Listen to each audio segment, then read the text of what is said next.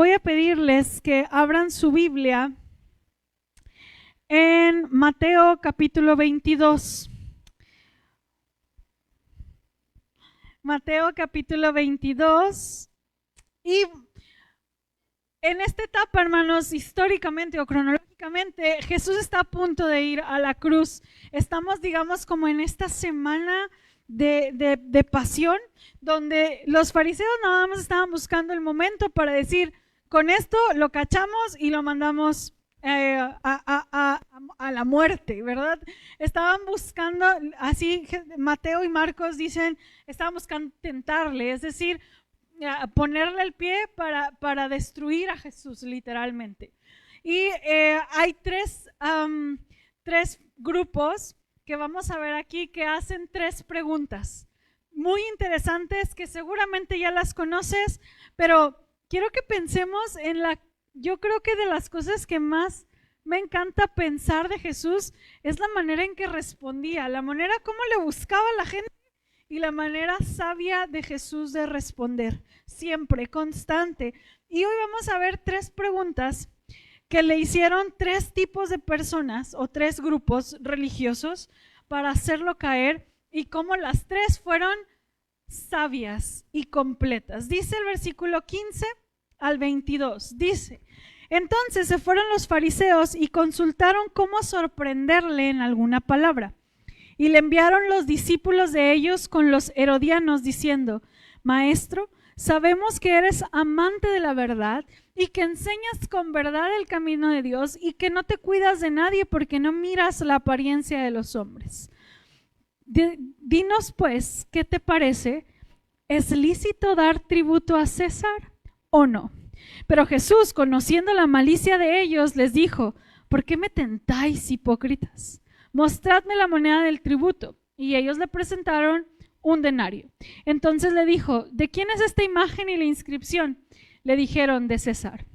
Y les dijo: dad pues a César lo que es de César y a Dios lo que es de Dios. Oyendo esto, se maravillaron y dejándole se fueron. El primer grupo, hermanos, son los fariseos, y no solo ellos. Estaban en un grupo que se llamaban herodianos. Los herodianos eran el grupo de Herodes, ¿no? de Roma. Hermanos, los fariseos y los herodianos eran los peores enemigos entre ellos. O sea, ni Chivas ni América sabían lo que era odiarse entre ellos, o los patriotas.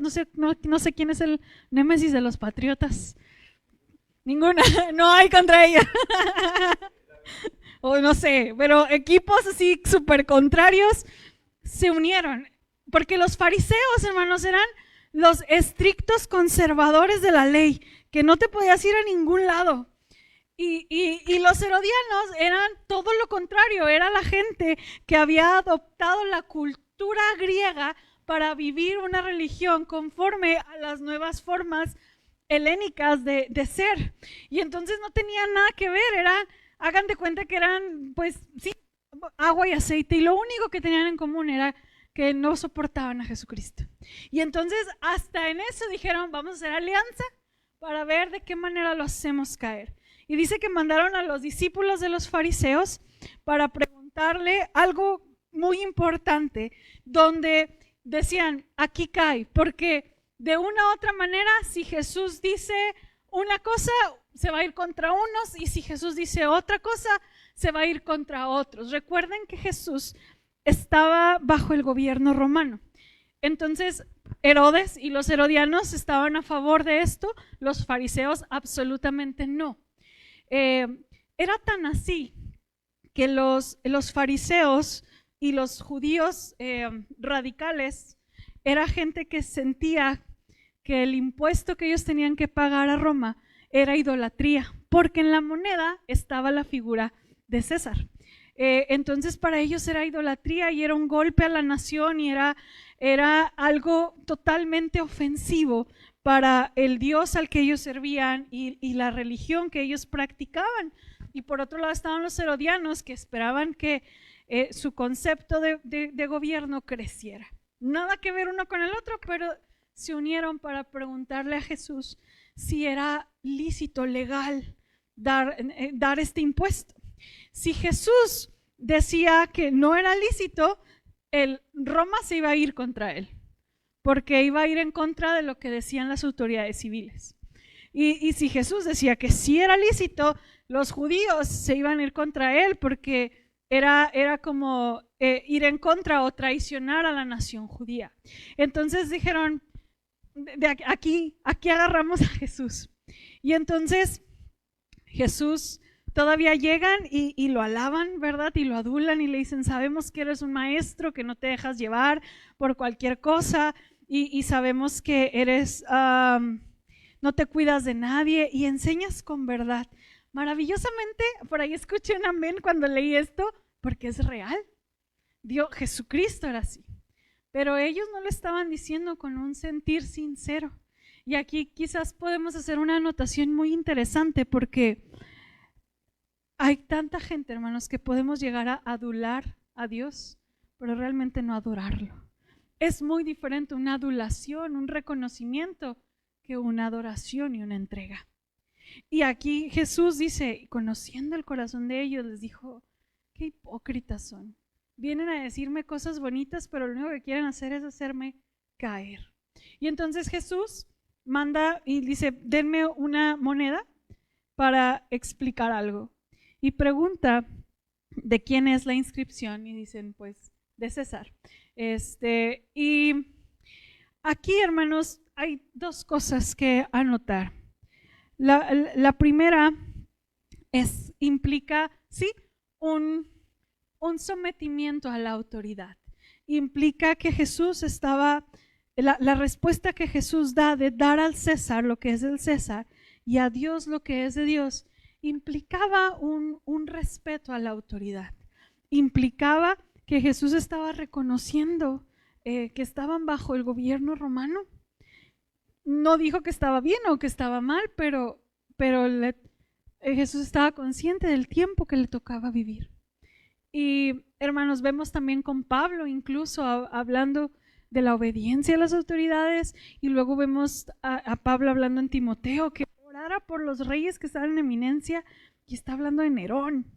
Es algo bien complicado, hermanos, porque yo sé que hay impunidad, hay corrupción, hay injusticia dentro de nuestra vida o nuestro gobierno, y no estamos llamados a someternos en un sentido como estricto,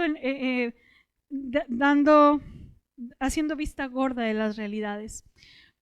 Sin embargo, lo que sí Jesús estaba haciendo, hermanos, es haciendo conciencia de que pertenecemos a dos reinos, y en uno de esos es un reino injusto, un reino que no teme a Dios, un reino que cobra impuestos y que sentimos que son del diablo, pero aquí somos parte de eso. Y Jesús puso en ese lugar e incluso le dijo, ¿de quién es esto? ¿De quién es esta inscripción? Y hablaba de esta imagen del César. Y entonces fue como si Jesús dijera, esto es de César, denle a César lo que es de César. Esto le pertenece a César, dénselo. Pero después Jesús no se quedó ahí y dijo, y darle a Dios lo que es de Dios. Y hermanos, no está hablando nada más de la cuestión del diezmo o de la cuestión de ofrendas en el templo, que son correctas y necesarias.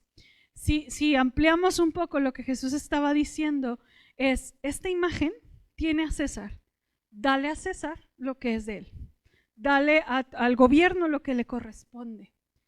Pero se me olvidó, me iba a traer un espejo y lo iba a poner allá en la entrada y preguntar de quién es esta imagen. Seguramente hoy tú te levantaste y viste una imagen en el espejo. Espero que todos hayan visto en el espejo. Pero yo creo que la mayoría de las personas se levantaron hoy, se vieron al espejo y vieron una imagen. No voy a hablar si nos gusta o no tanto la imagen o la vimos más gordita, vimos una imagen. Y entonces la pregunta es, ¿de quién es esa imagen? Jesús preguntó, ¿de quién es esta imagen? De César. Dale a César lo que es del César. A él le corresponde.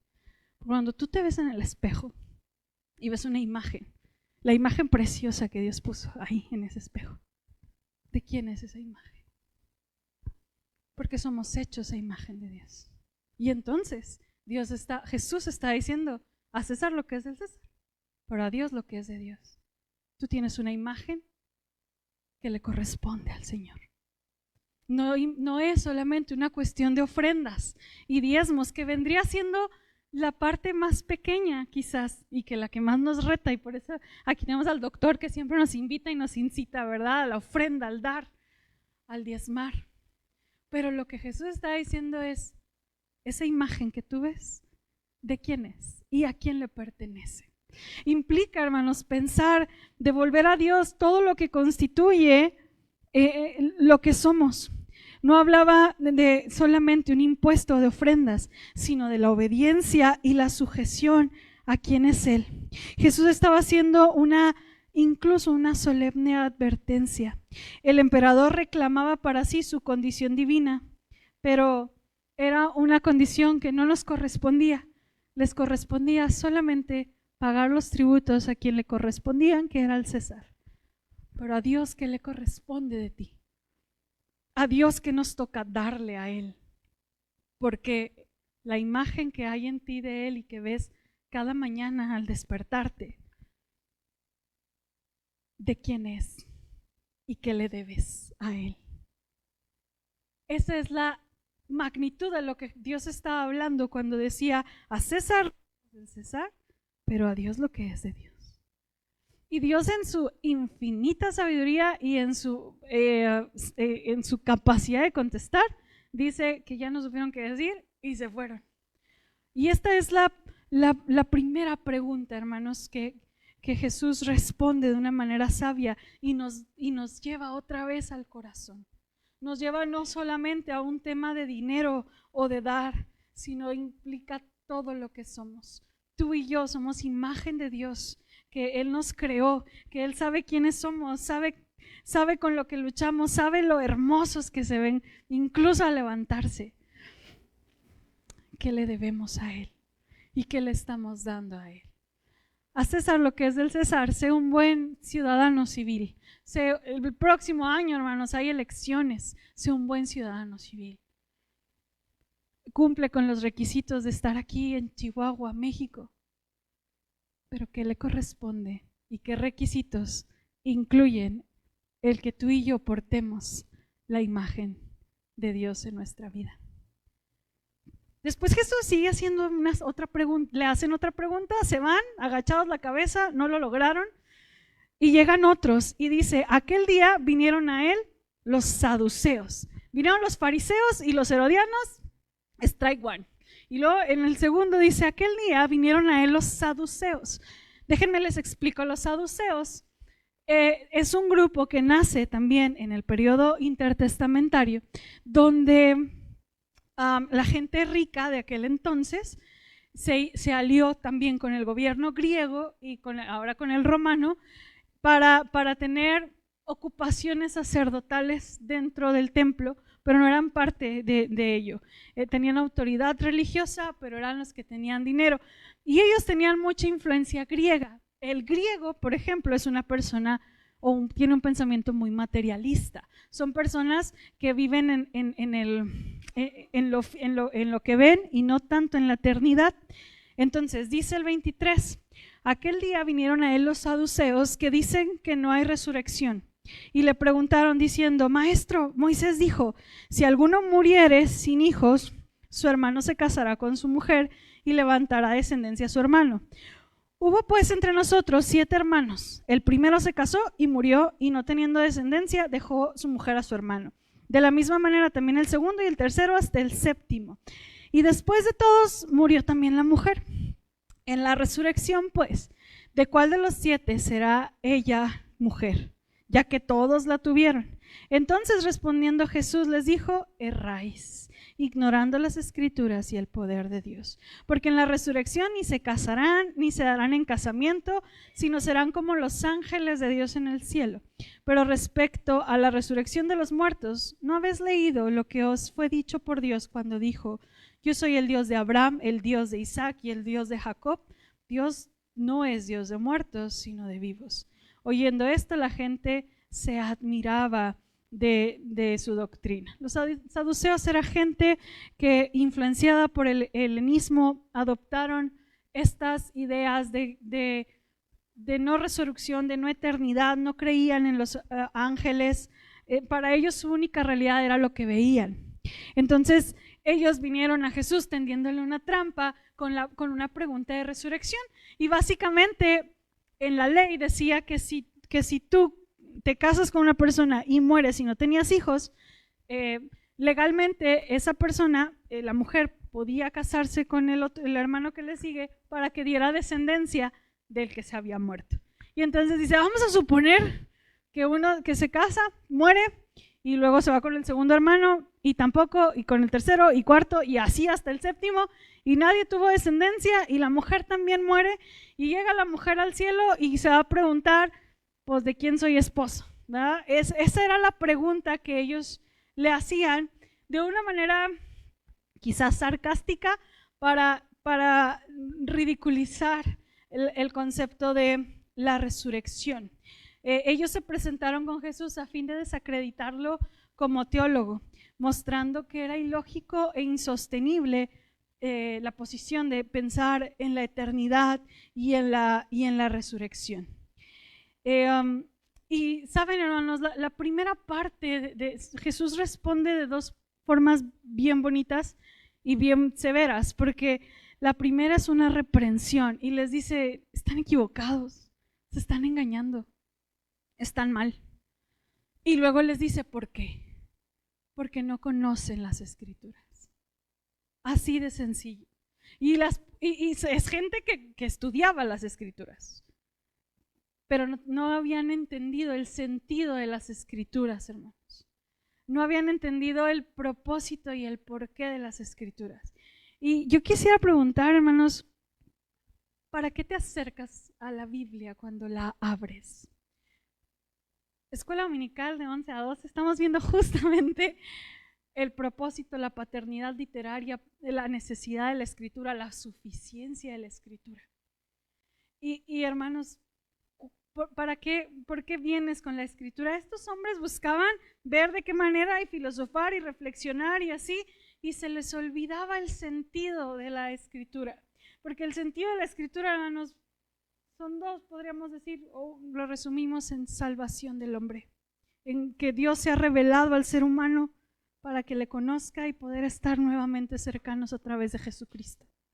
Y entonces Jesús decía, ustedes no conocen la Escritura. Y quizás muchos de nosotros, hermanos, en el camino abrimos la Escritura y buscamos tantas cosas menos el verdadero sentido.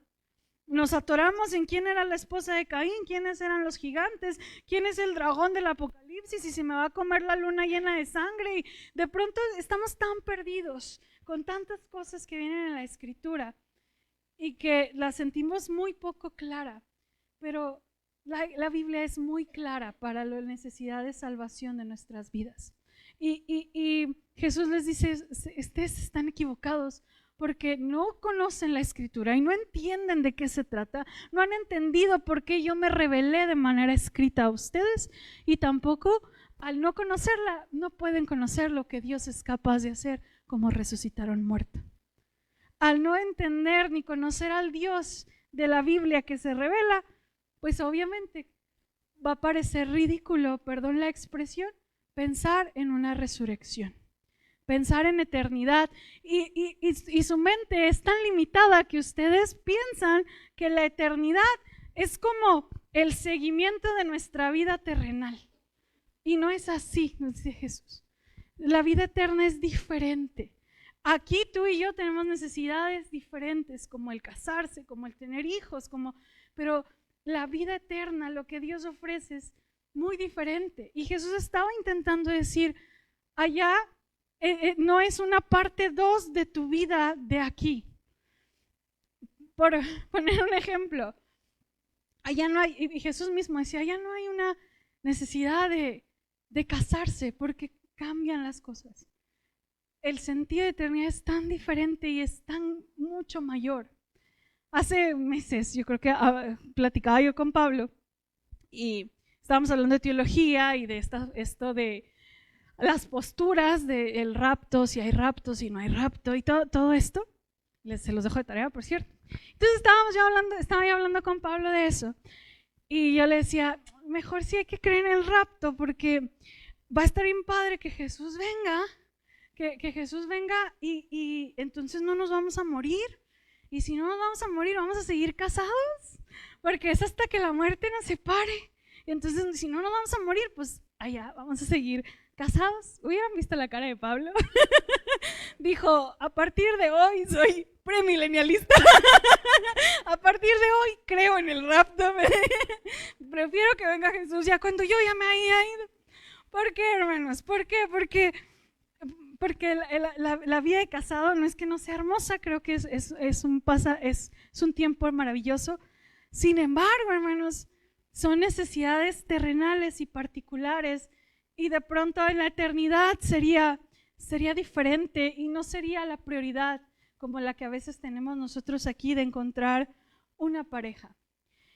Y aún así Jesús no estaba intentando explicar esto como prioridad, pero sí estaba intentando hablar de decir, no se confundan con las cosas que en tu mente Dios no puede hacer. La eternidad es mucho mayor a lo que imaginas o piensas.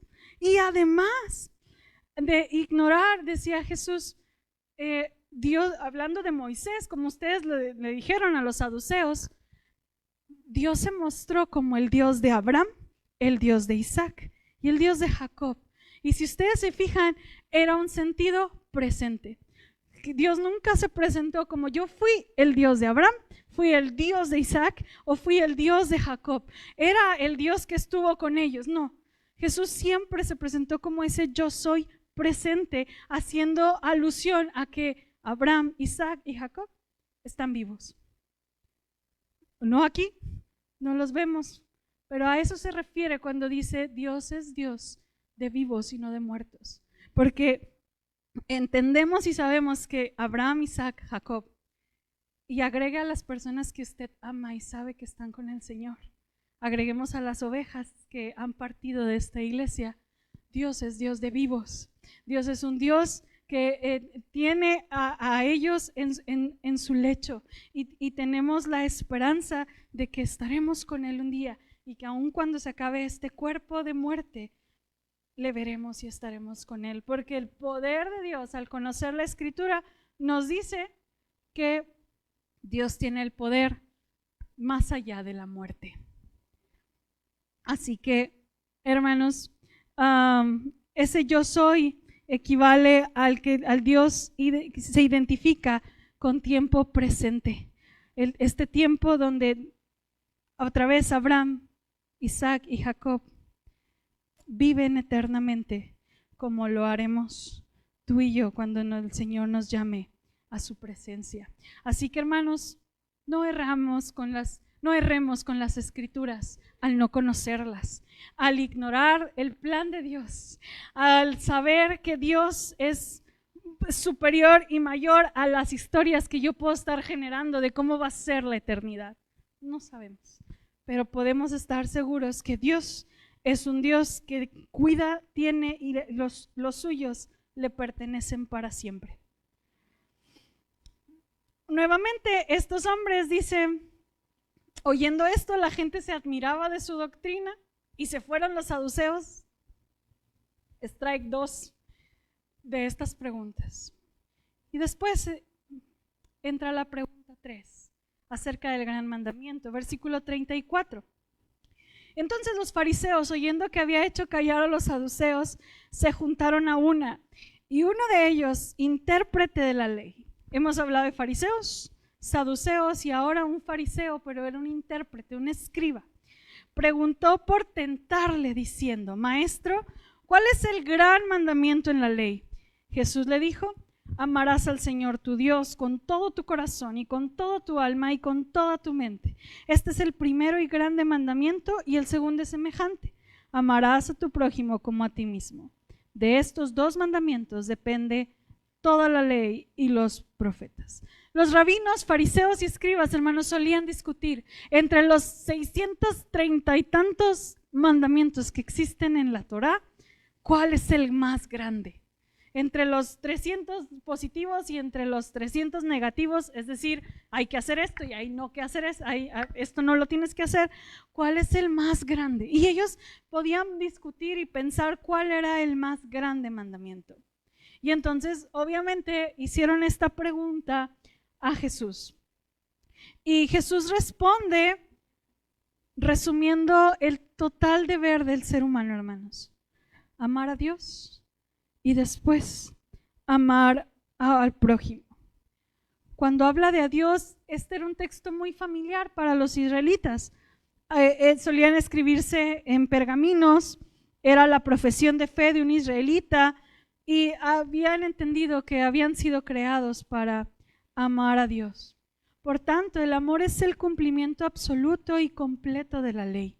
Por cuanto quien ama no incumple el precepto de conocer y amar a Dios y lo establecido por Él. El amor a Dios es la primera consecuencia de reconocerle como lo que Él es. Todo debe ser amado conforme a Dios y amarle en esa dimensión requiere una dependencia. Si tú y yo nos vamos a la calle, y es más, si yo te pregunto, ¿tú amas a Dios? Muy probablemente me vas a decir, sí, yo amo a Dios. Pero amar a Dios, hermanos, implica entregar, porque aquí dice, no dice amar a Dios y ya, dice con todo tu corazón, con todas tus fuerzas, con toda tu alma y con toda tu mente. ¿Qué implica eso? Todo de ti. Tu corazón habla de toda la voluntad que eres, el núcleo de tu voluntad, de tus decisiones y de todo. Dios lo debe rodear. Aquellas cosas que son alma, que implican mis sentimientos, mis emociones, todo lo que soy, porque Dios es un Dios que también se maneja en mis emociones. Amar a Dios con ellas, con toda esa pasión que yo puedo llegar a tener. Amar a Dios con toda mi mente es la capacidad de conocerle, la capacidad racional de entender a Dios. Eso es amar a Dios. Lo menor, hermanos, no es amar a Dios.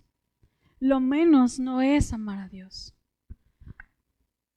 Y amar a Dios involucra toda tu persona y eso hace, hermanos, que fluya lo demás. Amar a tu prójimo. ¿Quién es tu prójimo? Voltea al que está a tu lado. Ese es tu prójimo. ¿Quiénes son ellos? Ellos son tu prójimo.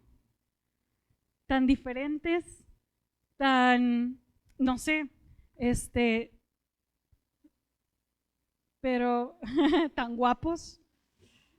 Ellos son tu prójimo. Los fariseos pensaban que el gentil no eran prójimos, pero Jesús extiende y dice, todos son tu prójimo. Y si yo amo a Dios, ese amor, hermanos, será entonces hacia los demás. ¿Y cómo si yo amo a Dios y Dios me lleva a amar al otro? ¿Con qué capacidad yo podría mentirle, engañarlo, chismear de él, dar falso testimonio de él? ¿Con qué capacidad yo podría deshonrar a mis padres si amo a Dios y los amo a ellos? ¿Con qué capacidad yo podría asesinar a alguien si yo le amo? Esa era la intención que Jesús estaba diciendo. Si tú amas verdaderamente a Dios, no en un sentido solamente de respeto o admiración o de búsqueda cuando se necesita, sino de entrega y de entender que la otra persona porta la imagen de Dios y es merecedora del amor de Dios, será muchísimo más sencillo cumplir con la ley de Dios, cuidando, respetando, admirando, bendiciendo, perdonando, pidiendo perdón a quien me hace daño. El amor, hermanos, es la fuente de mi obediencia, porque justamente los fariseos, al no amar, hacían que esta ley de cuidar, de no matar, de no mentir, de honrar, de respetar, de no defraudar, se volviera una carga y una hipocresía. Pero imagínate cuando emana de un corazón que realmente ve a la otra persona con los lentes que Dios los ve, con el precio que Jesús pagó por ellos y por mí, de vernos iguales ante el Señor. El amor a Dios se cumple todo. Si yo amo a Dios, hermanos, de verdad lo demás se cumple.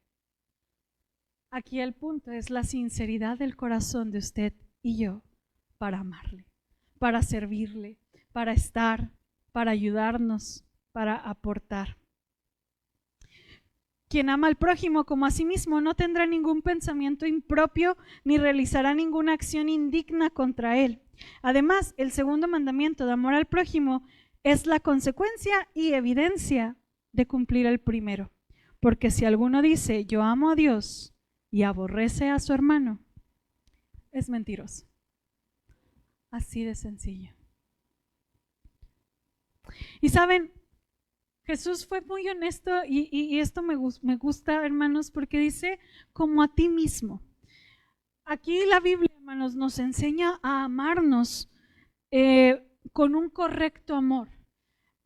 Hay teologías de hace años o ideas pietistas, me atrevo a decir, que pretenden hacer creer que tenemos que estar humillados y que como creo que el salmista dijo, soy un gusano y de pronto nos sentimos así como nada en este mundo. No, dice, ama a tu prójimo como a ti. Es decir, lo que tú quieres en tu vida, deséalo a él. No es una rebaja donde me humillo y me golpean y me laceran, pero tampoco es una vida donde soy superior. Ten la capacidad de amor no egoísta, no ególatra, un amor por ti que vaya con el pensamiento de Dios. Pablo, por ejemplo, nos enseña a tener un concepto moderado, ecuánime de nosotros mismos.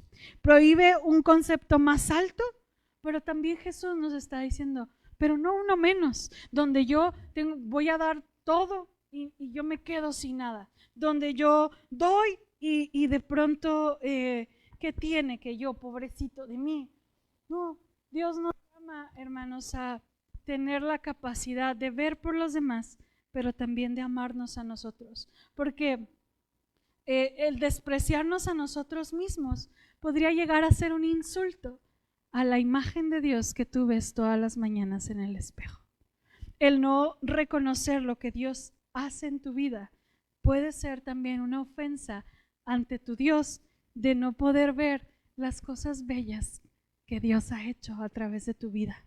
Por tanto, Dios me llama a amarle a Él, amar a mi prójimo, pero amarme a mí de la misma manera y con el mismo amor que puedo amar a los demás. Cuidado con el alto concepto de nosotros, pero también cuidado con la autocompasión. Dios nos llama siempre a esta vida sabia, balanceada y moderada. Cierro, hermanos. Jesús le hicieron 3 preguntas, personas diferentes. Y yo quiero mencionar, hay una de las frases que quizás el día que yo no esté aquí puedas recordar, y es que Dios nunca se va a ofender con nuestras preguntas sinceras. A veces llegamos a Dios con preguntas de dolor, con preguntas de un porqué, con preguntas teológicas que no le entendemos a algo. Dios no se ofende ni haría algo para detenernos y decir, esas preguntas no. Es Dios y podemos preguntar y podemos quizás recibir una respuesta, quizás no, pero Dios siempre será sabio en respondernos. Podemos acercarnos a Él con las preguntas respetuosamente. La diferencia con estas 3 preguntas, hermanos, fue que su intención era negativa y Jesús respondió sabiamente. Seamos sabios, conozcamos la Escritura para responder al igual que Jesús lo hizo, pero también acerquémonos confiadamente ante ese trono. Quizás externar preguntas, temores, y el Señor dará respuesta sabia y prudente, como lo hizo en estas 3 ocasiones. Así que en esa confianza dejo el lugar al director de este culto para seguir. Que el Señor les bendiga, hermanos.